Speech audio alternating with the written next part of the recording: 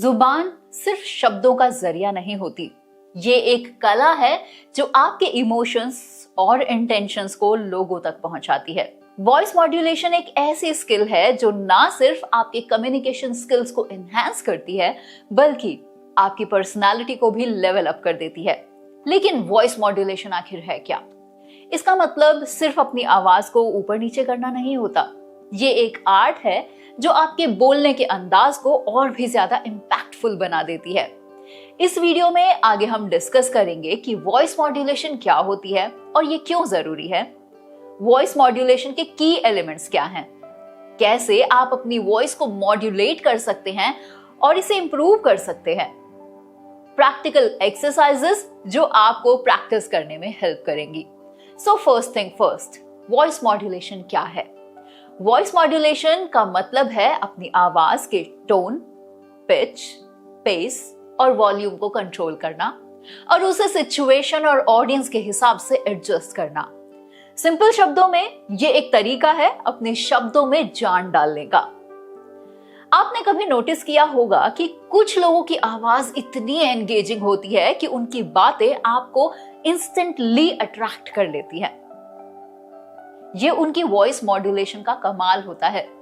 अगर एक ही सेंटेंस को अलग अलग टोन में बोला जाए तो इसका मीनिंग और इसका इम्पैक्ट बिल्कुल चेंज हो जाता है। Example, I can't believe this is happening. I can't believe this is happening. I can't believe this is happening. ये एक ही सेंटेंस के टोन और डिलीवरी का फर्क है जो लिसनर्स का रिएक्शन बदल देती है।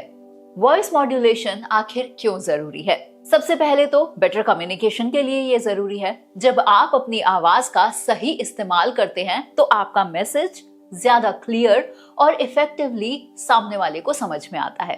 दूसरा, एंगेजमेंट बढ़ाने के लिए भी ये जरूरी है। वॉइस मॉड्यूलेशन से आप अपनी ऑडियंस का इंटरेस्ट बनाए रखते हैं। थर्ड, इमोशनल कनेक्शन एस्टैब्लिश करने के लिए भी ये जरूरी है। आपकी आवाज इमोशंस को एक्सप्रेस करने का एक जरिया है। सही मॉड्यूलेशन से आप अपनी ऑडियंस के इमोशंस को ट्रिगर कर सकते हैं। क्रेडिबिलिटी को बढ़ाने के लिए जरूरी है। अ वेल मॉड्यूलेटेड वॉइस आपको एक कॉन्फिडेंट और क्रेडिबल स्पीकर के रूप में प्रेजेंट करती है। वहीं वॉइस मॉड्यूलेशन से आप इन्फ्लुएंस भी बढ़ा सकते हैं। अगर आप अपनी बात इम्पैक्टफुल तरीके से रखते हैं तो आप लोगों को इन्फ्लुएंस भी कर सकते हैं। सो वॉइस मॉड्यूलेशन इसीलिए जरूरी है। अब बात करते हैं वॉइस मॉड्यूलेशन के की एलिमेंट्स के बारे में। बेसिकली वॉइस मॉड्यूलेशन के 4 मेजर एस्पेक्ट्स होते हैं, जिसमें से सबसे पहला है पिच, मतलब आपकी आवाज की ऊंचाई। पिच का मतलब है कि आपकी आवाज कितनी हाई या कितनी लो होनी चाहिए। पिच हाई है तो एक्साइटमेंट या फिर इससे अर्जेंसी दिखती है, जबकि लो पिच कामनेस और सीरियसनेस को एक्सप्रेस करती है। हाई पिच के अंदर एक्साइटमेंट, हैप्पीनेस और एंगर जैसे इमोशंस आते हैं। लो पिच में अथॉरिटी, सीरियसनेस और सैडनेस आती है। राइट? अब हम बात करते हैं सेकंड मेजर एलिमेंट की, टोन, मतलब आवाज का रंग क्या है। टोन का मतलब है कि आपके शब्दों का मूड, मतलब बोलने वाले का मूड क्या है, उनकी टोन से पता चलता है। ये आपके मैसेजेस के इमोशंस को रिफ्लेक्ट करती है। फ्रेंडली टोन और सीरियस टोन में काफी डिफरेंस होता है। थर्ड एलिमेंट है वॉल्यूम, मतलब आवाज की ताजगी क्या है। आपकी आवाज की लाउडनेस कितनी है और कितनी सॉफ्टनेस है, ये बहुत ज्यादा मैटर करती है। ज्यादा लाउड होने से आप अग्रेसिव भी लग सकते हैं और बहुत ज्यादा सॉफ्ट होने से आपकी बात कई बार सुनाई नहीं देती। इसीलिए वॉल्यूम कैसी रखनी है ये एटमॉस्फेयर पर डिपेंड करता है। हाई वॉल्यूम आपकी एनर्जी और एंथुजियाज्म को दिखाएगी, वहीं लो वॉल्यूम इंटीमेसी और कामनेस को एक्सप्रेस करती है। फोर्थ मेजर एलिमेंट है पेस, मतलब आपकी बोलने की स्पीड। आपके बोलने का क्या तरीका है, किस स्पीड में आप बोल रहे हैं, ये बहुत इंपॉर्टेंस रखती है। अगर आप बहुत फास्ट बोलते हैं तो ऑडियंस को समझने में दिक्कत हो सकती है, और अगर आप बहुत ज्यादा स्लो बोलते हैं तो आपकी ऑडियंस बोर भी हो सकती है। इसीलिए फास्ट पेस अर्जेंसी और एक्साइटमेंट को डिलीवर करती है, वहीं लो पेस इंपॉर्टेंस और क्लैरिटी को दिखाती है। तो कैसे इंप्रूव कर सकते हैं आप अपनी वॉइस मॉड्यूलेशन को? वॉइस मॉड्यूलेशन एक स्किल है जो प्रैक्टिस और टेक्निक्स के जरिए डेवलप की जा सकती है। यहाँ कुछ प्रैक्टिकल टिप्स और एक्सरसाइजेस मैं आपके साथ शेयर करने वाली हूँ जिनकी हेल्प से आप अपनी वॉइस मॉड्यूलेशंस को इम्प्रूव कर सकते हैं। पहली टेक्निक है डीप ब्रीदिंग प्रैक्टिस। अच्छी वॉइस मॉड्यूलेशन के लिए आपका ब्रीदिंग कंट्रोल होना बहुत जरूरी है। जब आपका कंट्रोल आपकी ब्रीथ्स पर होता है, at that time you know कि आपको कहाँ पॉजेस लेने हैं, कहाँ आपको पिच हाई करनी है या लो रखनी है। जब आप डीपली ब्रीथ करते हैं तो आपकी वॉइस और भी ज्यादा पावरफुल और स्टेबल हो जाती है। इसके लिए एक्सरसाइज है 4-4-4। डीप ब्रीदिंग करनी है आपको 4 सेकेंड्स के लिए, देन आपको अपनी ब्रीथ को होल्ड करना है for the next 4 seconds and then धीरे धीरे अगले 4 तक गिनते हुए आपको एक्सेल कर देना है। इस एक्सरसाइज को कम से कम आपको 10 बार रिपीट करना है। नाउ सेकेंड एक्सरसाइज है मिरर प्रैक्टिस। मिरर के सामने प्रैक्टिस करने से आप अपने एक्सप्रेशंस और वॉइस मॉड्यूलेशन को इंप्रूव कर सकते हैं। कैसे? ये एक्सरसाइज आपको कुछ इस तरह से करनी है। एक सेंटेंस लिखिए और उसे अलग अलग इमोशंस के साथ बोलकर देखिए। पहले हैप्पी, फिर एंगर, फिर सैड और फिर एक्साइटमेंट। मिरर के सामने जब आप अपने एक्सप्रेशंस को एनालाइज करते हैं तो आपको ज्यादा अच्छे तरीके से पता लगता है कि कितनी परफेक्शन के साथ आपने एक इमोशन पोर्ट्रे किया है। So this is helpful.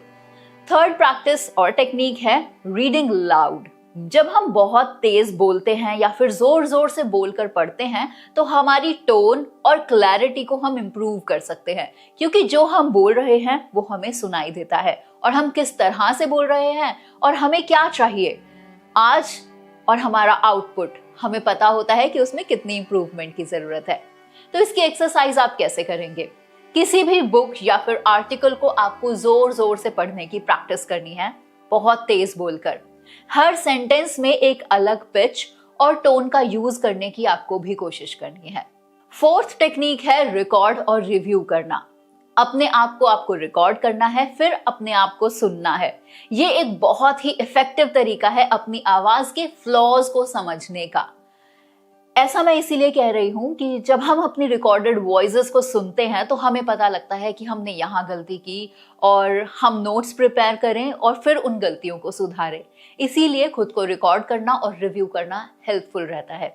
एक स्मॉल स्पीच को रिकॉर्ड कीजिए, अपनी टोन, पिच और पेस को एनालाइज कीजिए और जहां जहां इंप्रूवमेंट एरियाज आपको दिखते हैं उन्हें नोट कर कर इसे इंप्रूव कीजिए। Now fifth technique is the tongue twisters. Tongue twisters आपके आर्टिकुलेशंस को और ज्यादा क्लैरिटी देने में हेल्प करते हैं। जैसे एक फेमस टंग ट्विस्टर है, शी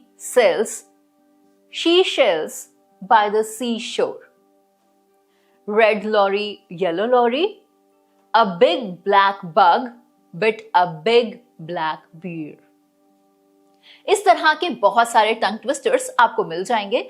आप चाहें तो गूगल भी कर सकते हैं एंड डू प्रैक्टिस देम और फिर देखिए आपकी मॉड्यूलेशन किस तरह से इनहैंस होती है। कुछ और प्रैक्टिकल एक्सरसाइजेस हैं, ये एडवांस टिप है वॉइस मॉड्यूलेशन के लिए। पहली एक्सरसाइज है इमोशन रिले। एक सेंटेंस को अलग अलग इमोशंस में बोलने की प्रैक्टिस करें, जैसे कि मैंने आपको करके दिखाया था। I can't believe this is happening. इसे एक्साइटमेंट की टोन में बोलिए, फिर एंगर में बोलिए और फिर सैड टोन में बोलकर देखिए। Example, I can't believe this is happening. I can't believe this is happening. I can't believe this is happening. दूसरी एक्सरसाइज है वॉल्यूम को कंट्रोल करना। एक पैराग्राफ लिखें और उसे अलग अलग वॉल्यूम्स में बोलकर देखें। हाई एंथुजियाज्म दिखाने के लिए, लो सीरियसनेस को दिखाने के लिए। Third exercise speed drill. बोलने की स्पीड को कंट्रोल करने के लिए ये प्रैक्टिस हेल्पफुल रहती है। फास्ट पेस अर्जेंसी दिखाने के लिए और स्लो पेस इंपॉर्टेंस और क्लैरिटी दिखाने के लिए। Now the final tip. ये जो भी चीजें मैंने आपको बताई हैं, कुछ एक्सरसाइजेस और जो टेक्निक्स हैं, इन्हें आपको रेगुलर प्रैक्टिस करना है। वॉइस मॉड्यूलेशन एक स्किल है जो रेगुलर प्रैक्टिस से ही बेटर हो सकती है। Second, be natural. Artificial tones को अवॉइड करें। अगर आप बहुत ज्यादा फ्लुएंट नहीं हैं इंग्लिश में तो please don't be a English spoken person. जैसे आप हैं अपनी नेचुरल टोन को एम्फेसाइज करें। अपने नेचुरल वॉइस को एनहांस करने की ही कोशिश करें। Third, know your audience. Her situation और ऑडियंस के हिसाब से अपने टोन और पेस को एडजस्ट करें और रिलैक्स रहने की कोशिश करें। वॉइस मॉड्यूलेशन के लिए ऐसा करना बहुत जरूरी है। वॉइस मॉड्यूलेशन एक आर्ट है, इसे समझने की कोशिश कीजिए। ये आर्ट के साथ साथ साइंस का कॉम्बिनेशन है जो आपको एक इम्पैक्टफुल स्पीकर बना देता है। आपका कंटेंट चाहे कितना भी अच्छा हो, अगर आप उसे एफिशिएंटली डिलीवर नहीं कर पाते हैं तो उसका इम्पैक्ट बहुत कम हो जाता है। वॉइस मॉड्यूलेशन की प्रैक्टिस से आप ना सिर्फ अपने कम्युनिकेशन स्किल्स को इंप्रूव करते हैं बल्कि एक लास्टिंग इंप्रेशन भी क्रिएट करते हैं। अच्छी आवाज सिर्फ सुनाई नहीं देती, ये महसूस की जाती है। तो अब अपनी आवाज को एक इंस्ट्रूमेंट की तरह यूज करें और अपने शब्दों में एक नई जान डालें। मिलते हैं आपसे नेक्स्ट वीडियो में। तब तक के लिए keep on practising your voice modulation.